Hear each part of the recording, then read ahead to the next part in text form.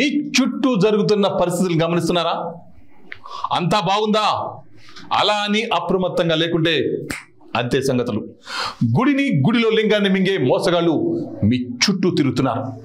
ఆదమరిస్తే ఆవులించకుండానే పేగులు కత్తిరించుకునే కంత్రిగాళ్ళు ఉన్న సమాజం ఇది. అందుకే మోసగాళ్ళ నుంచి, నేరస్తుల నుంచి మిమ్మల్ని జాగ్రత్త పరిచే మా ప్రోగ్రాం క్రైమ్ అలర్ట్.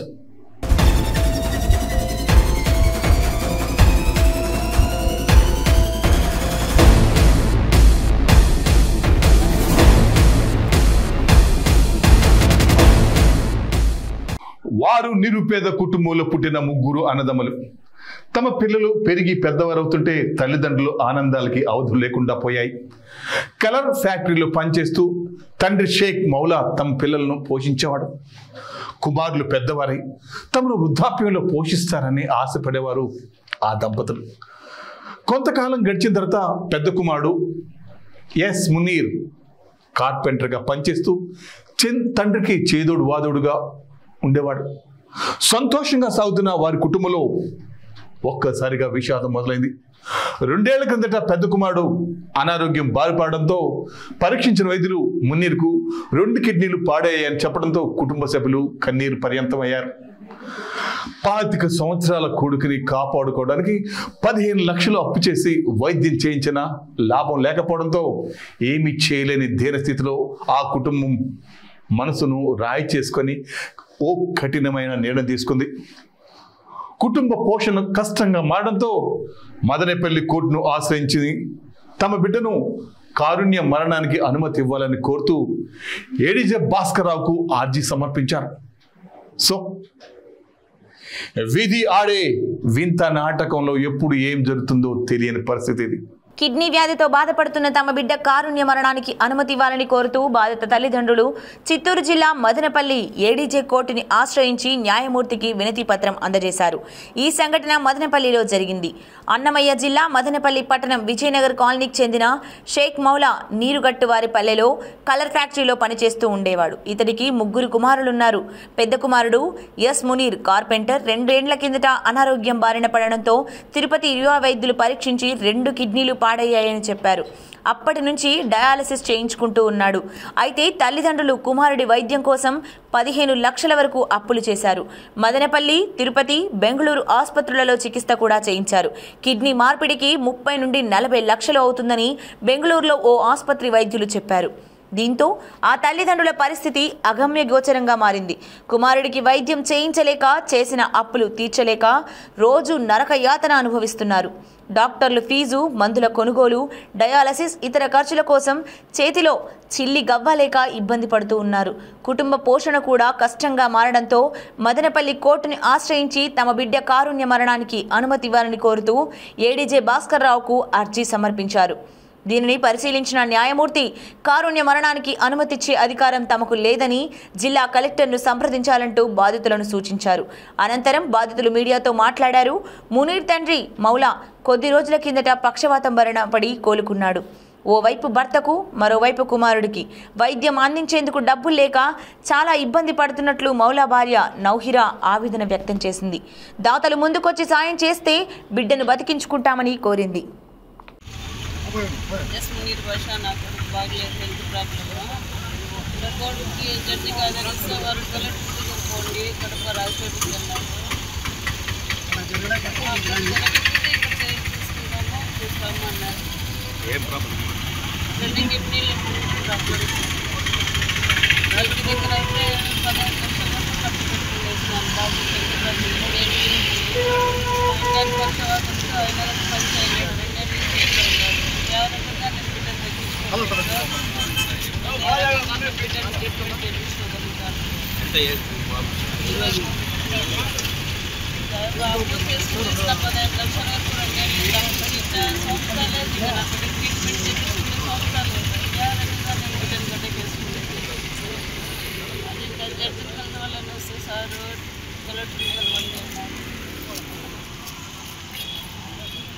గడపకు పోయి కలెక్టర్ కలవండి, ఆయన చర్యలు తీసుకుంటారు. ఆయన తీసుకోకపోతే తర్వాత మేము ఏదైనా ఇస్తాము.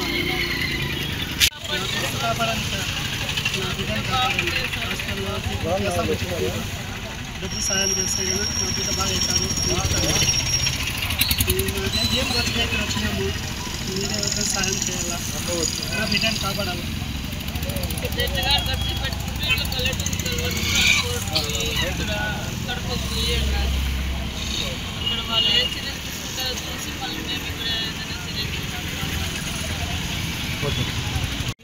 మిడిల్ క్లాస్ ఫ్యామిలీ అమ్మ నన్ను కాపాడుకోండి, నన్ను ప్రాణభిక్ష పెట్టండి ఎవరైనా చేస్తారు. నా బిడ్డ బాగుంది అమ్మ నన్ను చూసుకోవాలని వాళ్ళు చేయించుకోలేనంత పరిస్థితి మాది. అందులో చిన్న బిడ్డ ఏం కాదు సార్, బాగా తెలిసిన బిడ్డ. వానికి మేము ఏ రకంగా సేవ చేసుకోలేక ఏడుస్తూ ఉన్నాం 3 ఏళ్ళ నుంచి.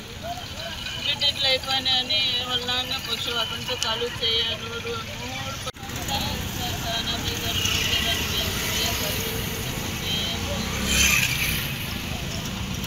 ట్రీట్మెంట్ చేసుకోవాలన్నా ఏమన్నా పెట్టాలంటే దాని మీద 3 ఏళ్ళు అయిపోతాను. ఇద్దరు ఇంట్లో పడిపోయింది. నా భర్తకి పక్షవాతంతో పడిపోయినాడు 2 ఏళ్ళు లేదు. బిడ్డ హెల్త్ పాడైపోయి 3 ఏళ్ళు అయిపోయింది. ఇంట్లో వాళ్ళు పెట్టాలని సంపాదించకపోతే నేను ఎక్కడ తీసుకొచ్చి ట్రీట్మెంట్ చేయించగలుగుతాను, వాళ్ళకి చేసుకోండి అప్పులే చేయగలుగుతాను. అప్పుడు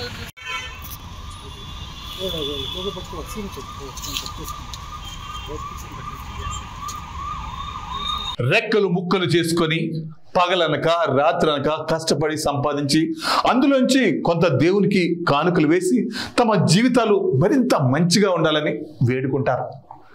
అలా దేవునికి వేసిన కానుకలు కొంతకాలం తర్వాత తీసి ఆ ఆలయాన్ని మరింతగా అభివృద్ధి చేసుకుంటారు. బట్ మాయదారి దొంగలు మాత్రం కనిపించిన ప్రతి చోట తమ చేతి వాస్తవం చూపిస్తున్నారు. అందులో గుడి దేవుడనే భయం భక్తి ఏ మాత్రం లేకుండా ప్రవర్తిస్తున్నారు. పగటిపూట కాలనీలు రెక్కి నిర్వహించడం, రాత్రి కాగానే చేతికి పని చెప్పడం, ఒకరోజు దొంగతనం చేసి 1 నెల రోజులు జల్సా చేయడమే వారి పని. ప్రకాశం జిల్లా నూరేపల్లి గ్రామంలో దొంగలు బీభత్సం సృష్టించారు. ఆంజనేయ స్వామి ఆలయంలో చొరబడి గడ్డపారుతో హుండీని పగలగొట్టి 75,000 రూపాయల నగదు అపహరించుకుపోయారు. మీరు దొంగిలించిన సొమ్ము ఎంతో కాలం మీ వద్ద ఉండదు. ఉండదు. కష్టపడి ప్రతి నెల సంపాదించిన డబ్బులు మాత్రమే కడుపు నింపుతాయి. ఒకసారి దొంగతనం చేసి కాకిలు దొరికితే జీవితంలో మిమ్మల్ని దేనికి పనికి రాకుండా చేస్తారు.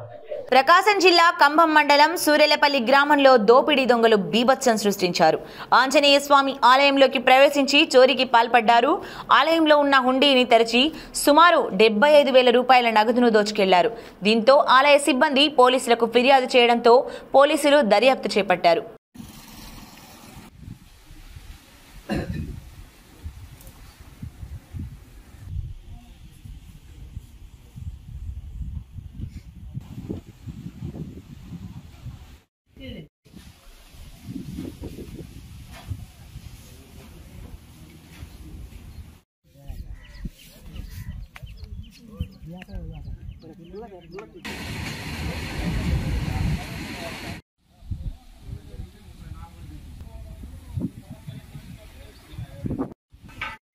మాది సూరపల్లి గ్రామము. సూరపల్లి గ్రామం అయితే ఎడారి ఆంజనేయ స్వామి గుడి దగ్గర రాత్రి గుర్తు తెలియని వ్యక్తులు అపహరించారు. గేటు తాళాలు వేసినా కానీ తాళాలు పాల్గొట్టేసేసి లోపల ఉండిలో సుమారు 60-70 వేల వరకు అపహరించారు. తాళాలు పాల్గొట్టేసి మేము నిన్న సాయంత్రం వరకు ఎనికి పక్క రేకులు షెడ్ వేసుకొని అన్ని తాళాలు బీడ్చుకొని ఇంటికి వెళ్ళిపోయాము. వ్యక్తులు రాత్రి ఇలాంటి పని చేశారు. వారంతా దినసరి కూలీలు. కష్టపడితేనే కానీ ఆ రోజు 5,000 నోట్లోకి వెళ్ళదు. పిల్లల భవిష్యత్తు కోసం తమ రెక్కల కష్టంతో పైసా కూడబెట్టడం వారి ముందున్న లక్ష్యం. అందుకోసం ఉపాధి పనికి ఆటోలు వెళ్ళడం రావడం వారందరి దినచర్య. రోజులాగే ఆ రోజు కూడా ప్రకాశం జిల్లా రాచర్ల జేపీ చెరువు సమీపంలో పనికి బయలుదేరారు. ఓవర్లోడ్తో వెళ్తున్న ఆటో బోల్తా పడడంతో 15 మంది కూలీలకు తీవ్ర గాయాలయ్యాయి. అదృష్టవశాత్తు ప్రాణహాని లేకపోవడంతో అందరూ ఊపిరి పీల్చుకున్నారు. ఒకేసారి 20 మంది ఆటోలో ప్రయాణం చేయడమే ప్రమాదానికి కారణమని పోలీసులు తెలిపారు. సో అన్ని రోజులు మన రోజులు కావు. ప్రయాణం చేసేటప్పుడు జాగ్రత్తగా ఉండండి. అర్థమైందా? ఎక్కువ మంది ప్రయాణం చేయాల్సి వస్తే బస్సులో వెళ్ళండి, అంతేకాని ఓపిక లేని ప్రయాణం చేస్తే మీ ప్రాణాలకే ముప్పు రావచ్చు. ప్రకాశం జిల్లా రాచర్ల జేపీ చెరువు గ్రామ సమీపంలో ఉపాధి కూలీలతో వెళ్తున్న ఆటో బోల్తా పడడంతో కూలీలు 15 మంది గాయాల పాలయ్యారు. గాయపడ్డ వారిని 108 వాహనంలో గిద్దలూరు ప్రభుత్వ ఆసుపత్రికి తరలించి చికిత్స అందిస్తున్నారు. గాయపడ్డ వారిలో ఒకరి పరిస్థితి విషమంగా ఉందని వైద్యులు తెలిపారు. ప్రమాదం చోటు చేసుకున్నప్పుడు ఆటోలో మొత్తం 25 మంది ఉపాధి కూలీలు ఉన్నట్లు ప్రత్యక్ష సాక్షులు వెల్లడించారు.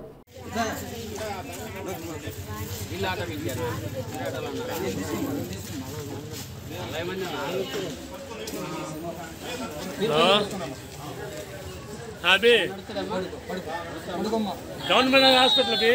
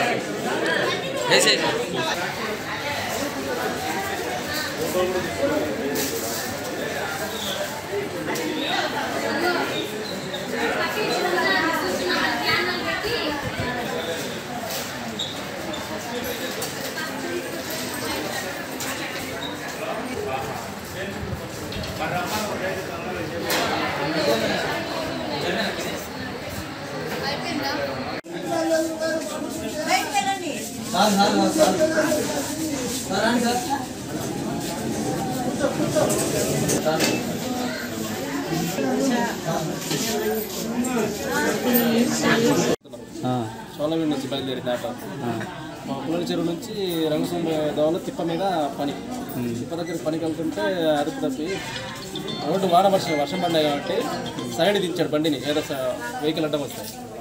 దించినప్పుడు బ్యాలెన్స్ పెట్టుకోలేక అలా ఉన్న బండి ఒరిగింది కాలువలోకి. కాలువ కూడా కాదు, గెట్టు పక్కన పడింది. పడి ఒకరి మీద ఒకరు పడ్డారు. ఎంతమంది దెబ్బలు వచ్చేసి 12-15 మంది దాకా బాగా దెబ్బలు తగిలి ఎంత లేదు, 15 మంది దాకా తగిలినాయి. ప్రస్తుతానికైతే ఇవి తీసుకొచ్చినాం గవర్నమెంట్ హాస్పిటల్. డ్రైవర్ నేను కాదండి. సమాజం మొత్తం ఓ వైపు వెళ్తే మేము మాత్రం మరోవైపు వెళ్తామంటున్నారు కొందరు యువకులు. బుద్ధిగా చదువుకొని తమ భవిష్యత్తుకు బంగారు బాటలు వేసుకోవాల్సిన వారు చెడు స్నేహాలతో పక్కదారి పడుతున్నారు. సరదాల జీవితంలో ఒక భాగం కావాలి, బట్ జీవితమే సరదాగా మార్చుకొని అల్లరిపాలు అవుతున్నారు. పోలీసులు ఎన్ని కఠిన నిబంధనలు పెట్టినా కూడా తమకు సంబంధం లేనట్టుగా వ్యవహరిస్తున్నారు. తల్లిదండ్రుల దగ్గర మారా చేసి లక్షల రూపాయలు విలువ చేసే బైకులు కొని రేసింగ్ చేస్తూ నా హంగామా సృష్టిస్తున్నారు. స్వర్ణ భారతి ఇండోర్ స్టేడియం వద్ద బస్సు డ్రైవర్పై దాడి దిగడంతో విషయం కాస్త కాకిలి చేరింది. ఇంకేముంది, 85 మంది యువకులను గుర్తించి వారి తల్లిదండ్రులకు కౌన్సిలింగ్ ఇచ్చారు ఏసీపీ హర్షిత చంద్ర. సో యువకులారా, మీరు చేసే సరదా పనులు పక్కవారి స్వేచ్ఛను హరించకుండా చూడాలి, లేకుంటే కేసులు కోర్టుల వరకు వెళ్తుంది. ఇంకా శృతి మించితే మీ ప్రాణాల మీదకి వస్తుంది. Be careful. బైక్ రేసింగ్ తో హల్చల్ చేస్తున్న యువకుల దూకుడు కళ్లం వేసేందుకు పోలీసులు చర్యలు ముమ్మరం చేశారు. జూలై 9వ తేదీన రాత్రి నగరంలో యువకులు బైక్ రేసింగ్ చేస్తూ అలజడి సృష్టించారు. స్వర్ణ భారతి ఇండోర్ స్టేడియం వద్ద బస్సు డ్రైవర్తో వాగ్వాదానికి దిగి అతనిపై కూడా దాడి చేశారు. ఈ బైక్ రేసింగ్ కేసు నమోదు చేసి దర్యాప్తు చేపట్టారు పోలీసులు. ఇప్పటి వరకు 73 ద్విచక్ర వాహనాలను పట్టుకున్నారు. బైక్ రేసింగ్ కి పాల్పడిన 85 మంది యువకులను గుర్తించినట్లు ఏసీపీ హర్షితా చంద్ర తెలిపారు. ఈ కేసులో 30 మంది వరకు విద్యార్థులు ఉన్నారని, రాత్రి వేళల్లో నగరంలో బైక్ రేసింగ్ పై ప్రత్యేక డ్రైవ్లు నిర్వహిస్తున్నామని, నగరంలో బైక్ రేసింగ్లు జరిగే ప్రాంతాలను గుర్తించి ప్రత్యేక నిఘా పెట్టినట్లు వెల్లడించారు. సోషల్ మీడియా ద్వారా, గ్రూపుల ద్వారా రేసింగులకు యువకులు పాల్పడుతున్న తరుణంలో యువకుల తల్లిదండ్రులకు ప్రత్యేకంగా కౌన్సిలింగ్ ఇస్తున్నామని తెలిపారు.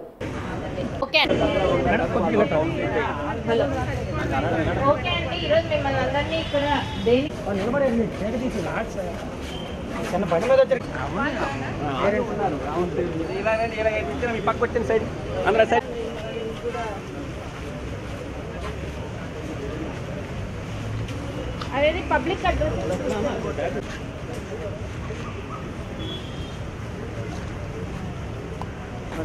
డ్రైవ్ చేసుకుంటూ వచ్చి రోడ్డు మీద స్టంట్లు చేయడమే కాకుండా ఒక ఆర్టీసీ బస్ అడ్డం వస్తే దాని వైపర్ని విరగొట్టి ఆ డ్రైవర్ని కూడా కొట్టడం జరిగింది. సో మీ ఇంటి నుంచి పిల్లల్ని కొంచెం అబ్జర్వేషన్లో పెట్టుకోండి. వాళ్ళకి అసలు మీరు బైక్ ఇస్తున్నారు అంటే మినిమం ట్రాఫిక్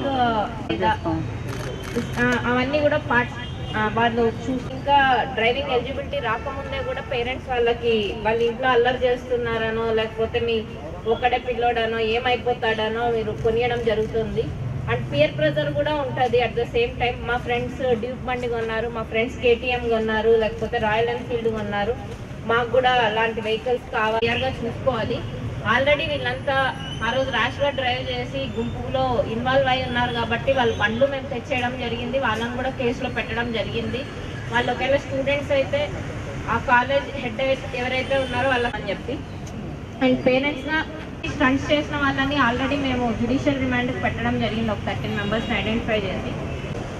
మీరు చెప్తుంటే వాళ్ళకి ఎక్కకపోవచ్చు. ఇందాక మా ఇన్స్పెక్టర్ గారు కూడా చెప్పారు, కొంతమంది మీరు ఇన్స్పెక్టర్తో ఎట్లా చేయగలిగే దాంట్లో ఉండాలి. మీరు చెప్పే విధంగా చెప్పి వాళ్ళకి అర్థమయ్యేలాగా చూపించాలి.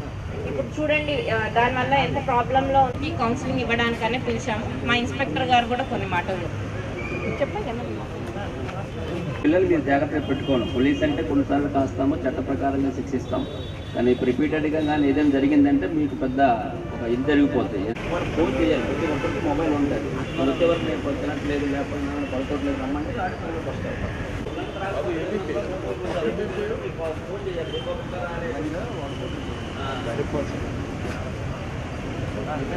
మేమేం చేయాలి మేడం? నేను చచ్చిపోవడం వస్తేనండి పేరెంట్స్ కన్నా. ఇంకంతకనే ఏం లేదు మేడం. ఇంకెంతకన్నా కౌన్సిలింగ్ నేను అందులో ఒక్క చెడ్డోడు ఉన్నా మీ 10 మందికి బ్యాడ్ నేమ్ వస్తుంది. మీరు అలాంటి రెడ్ చేయొద్దు. మీకు కావాల్సి మేము తినడానికి ఇస్తాం, అన్నీ ఇస్తాం కదా. ఏం కావాలి మీకు? ఇంకా ఇది నీ మీకు పాపంతో కాదు.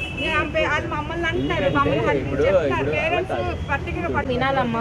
వాళ్ళన్నీ ఇస్తున్నది వాళ్ళ ఫ్యూచర్ కోసమే కదా మేడం మేము బతుకుతున్నాం. వాళ్ళకి ఏమైనా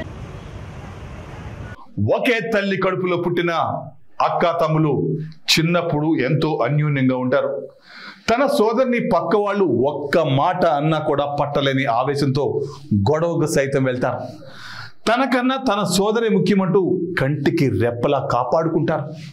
కానీ పెరిగి పెద్దయ్యాక ఆస్తి పంపకాల్లో వచ్చేవరకు డబ్బు ముందు సోదరి చిన్నదైపోతుంది.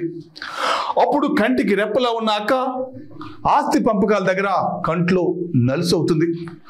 పల్నాడు జిల్లా కొత్తూరులో ఇలాంటి ఘటనే చోటు చేసుకుంది. ఆస్తి అక్కకు పంచడం ఇష్టం లేని 3 తమ్ముళ్ళు అక్కపై కత్తులు గొడ్డలతో దాడి చేశారు.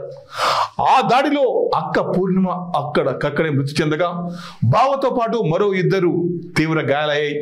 సో ఎప్పుడు ఆరిపోతుందో తెలియని ఈ జీవితంలో మీ తోబుట్టులు కూడా బ్రతకనివ్వకుండా ఏమి సాధిస్తారు? ఒకసారి చెప్పండి. మీ ఇంటికి వచ్చిన మీ భార్య కూడా ఒకరికి సోదరే కదా. ఇలా చంపుకుంటూ పోతే చివరికి మిగిలేది ఆస్తులే, మనుషులు కాదు. ఆస్తి తగాదాలు బావి వరసలు కూడా దరిచేయనీయమని నిరూపించారు ఆ సోదరులు. సొంత అక్కను ఆస్తి కోసం దారుణంగా హత్య చేసిన ఘటన ఆంధ్రప్రదేశ్లోని పల్నాడు జిల్లా దాచేపల్లి మండలం కొత్తూరులో జరుపు చేసుకుంది. ముగ్గురు సోదరులు అక్క బావపై కత్తులు గొడ్డళ్లతో దాడి చేశారు. ఈ గొడవలో అక్క పూర్ణిమ మృతి చెందగా బావతో పాటు మరో ఇద్దరికి తీవ్ర గాయాలయ్యాయి. కొద్ది రోజులుగా అక్క తమ్ముళ్ల మధ్య ఆస్తి తగాదాలు జరుగుతున్నాయని స్థానికులు తెలిపారు. కాగా తగాదాలు తీవ్ర రూపం దాల్చడంతో ఒకరిపై ఒకరు దాడికి పాల్పడ్డారు. తీవ్రంగా గాయపడ్డ వారిని గురజాల ప్రభుత్వ ఆసుపత్రికి తరలించారు. పోలీసులు ఘటనా స్థలానికి చేరుకొని కేసు నమోదు చేశారు. మృతదేహాన్ని పోస్టుమార్టానికి తరలించారు.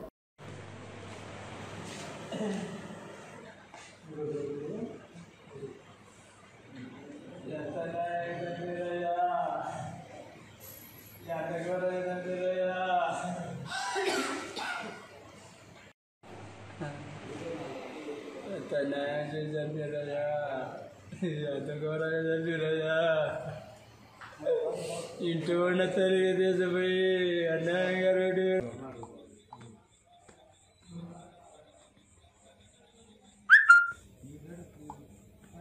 బలరాం వచ్చింది కానీ ఇది